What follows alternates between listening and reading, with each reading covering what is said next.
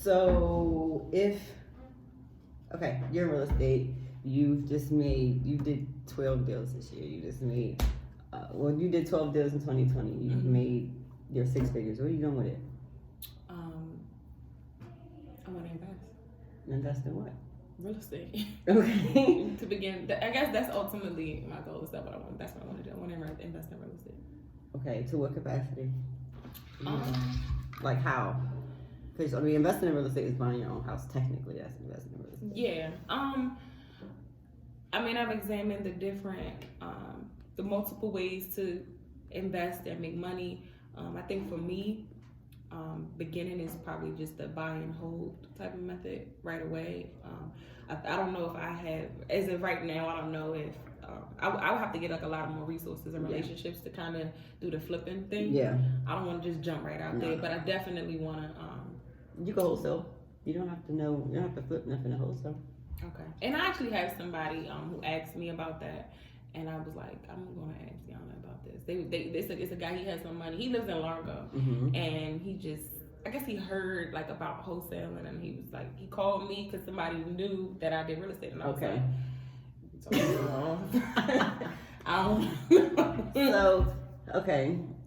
But there's so many ways to make money in real estate. So if the passion because really to be successful in this as a realtor, you have to have a passion for helping people. You have to have the skill of sales. Yeah. You have to have patience as well. Yeah. Because you're a contractor, but you're your own business. A lot of realtors don't last. After there's a boom in the market when the real estate market's doing good, a bunch of people become realtors. Yeah. But when it's not doing good, then you see who the people are really who in the it. Sharks are. Who was in it for that? So, if it's the money you want, then we just have to find strategies for you to get the money faster. There are realtors who literally have a revenue stream based on referrals. What do they call it? They're called I know Keller Williams has that where they have a system set up for that. Yeah, because you can literally just be in referral status, and that's referral status, and you got a book of business, and you give me your book of business, and I'll sell, and every time I sell somebody from your book of business, you get commission. You can literally make money that way. And it's not as much obviously because you're not doing as much work, but it's money, then it's still money. Of income. Right. So that you might want to consider different ways to do it, because I don't want to be a realtor anymore, because I've learned it's a lot of secretarial work that I just don't like to do. And because I have another job, I have a day job. Yeah, I'm sitting behind a desk all day. So like for me, I understand. I've delved into so many things. I've got my bartender's license, got my realtor's license. We sound the same. I got my license to do hair. I got a travel agent license. Like I just have it's just like, girl, I feel Jamaican or something. Yeah. What are you good at? I got 2 degrees. If you could get paid to do anything, what would you get paid to do? What would you want to get paid to do? Train people. Train people how? On what? A number of things. Like for instance, like my master's in human resource development. So part of that path, and a lot of the coursework that I did was training and development. Figure out what people's career goals are, and I think for me, because I've never knew what I wanted to do. I just knew I wanted to make some money.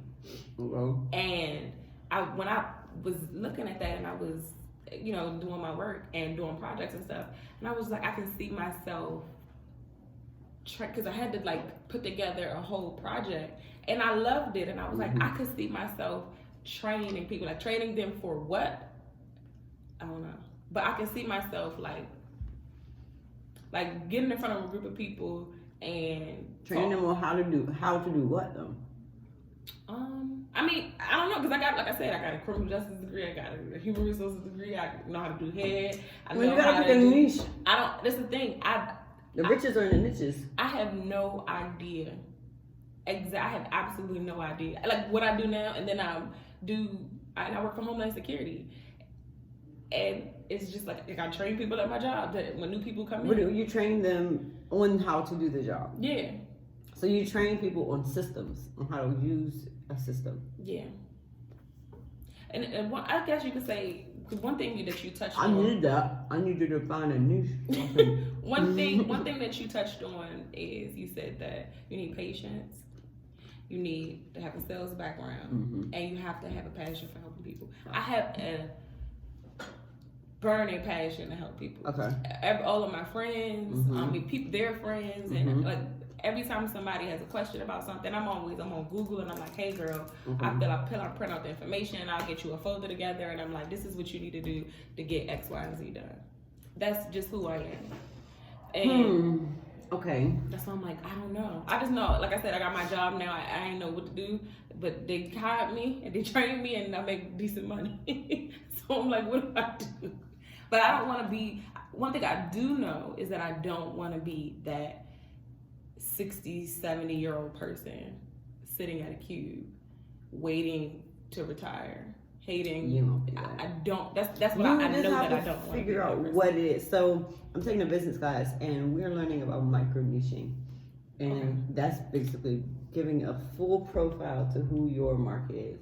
If you try to sell to everybody, you won't sell anything. Yes. So you find your micro That's a good niche. course on that. Like, So my micro niche is women 26 to 32 who want to become homeowners who have bad credit and who want to be married. That's my niche. Right now I'm teaching credit repair. Okay. But I'm not repairing credit. I'm teaching. I have a system. I'll show it to you. It's in beta testing now, but I have an online course that I'm developing that will teach you yourself how to get to 750. Using the same methods and strategies I did. Okay. So I'm just teaching that. But when I think about it, right, I genuinely want to help people. Credit is something I have experience in. Personally, I went from 490 to 770, so I've done it. Yeah. So I know it. And I like to help people, and I know how to sell. So I kind of micro niche beyond being a realtor and sell. I work with credit. And then when I fix your credit, guess who they're gonna buy a house with? You. And when I teach them how to buy a house or buy investment property for their first house, instead of buying a house to live in, they can buy a quad unit that has 4, and then they can live in one. I teach them those strategies. They're buying everything that I sell. Yeah. They're buying my hats, my shirts. They're buying my events, everything. So the money funnels. It funnels like that if you find who is going to be your core audience. Okay. So that's what if you're going to teach people, you have to figure out, okay, what am I going to teach them? Like all these life coaches. That's what I don't want to do. I can't be big because I ain't got it together yet. I can't be. But you might have one aspect of life figured out. I have credit figured out. I don't got the rest of it 100% figured out. But I got credit figured out. So that's why I was like, okay, I'll start there because I feel like I'm qualified to talk about this. So what are you qualified to teach? You know, what's funny is like, this has absolutely nothing to do with real estate. What I've noticed over the past just years, people ask me all the time, who does your hair? Where do you get your hair? Your hair always be laid. People, when I tell you I get this question, like, it's religiously, like every single day, all day. And I'm just like, of course I went to Suitland and I was in a little program. Okay. So that's how I got my license. But I never wanted to work in the shop. I worked in the shop. I worked in several shops to get my license, but I never wanted to do that. It was a hustle. Yeah. Hustle over because you got people that want you to do their hair, but they want to pay, homegirl prices. And I don't know you, so you ain't my homegirl. And my homegirls pay full price. You get what I'm saying? So, and even if my homegirls don't pay full price, we got a relationship. Right. Where if I do their hair for free, one of my friends is a baker. And she'll bake me cakes for whatever I need for my job, for whatever. So we have that. It's an exchange. It's never free. Never. But I get asked this question so much. I'm just like, oh my God. So what does it make you think when you get asked that? I'm like, I need to sell hair or something. I need to do something. And so I need to do, when I tell you I get asked this question like a million You do too much. You've experienced too much. And you have too much little dibbly and dabbly and so much stuff that you don't know what the fuck you should. But one thing I do know is I need to sell hair. I need to do something with hair, beauty. I know that's something that because I don't have to go and look for those people. They find me on the train, walking up the street, and Chick-fil-A, and wherever. It's just these people come to me. They're like, "Where did you get your hair from?" Where did you get your hair from? China. I cut out the middleman. I have a plug. So why are you not selling head? The fuck? Because I want to. I don't. When I took my little business course, he said the same thing. He's like, Oprah. He said the same thing you said. Like, what is your niche market? You can't try to sell, do this, have this business, have that business. Yeah. Figure one thing out, work on it. Because he said all businesses, while they have their different, like you got a hair business, you got a real estate business, but they're underneath it all is a business.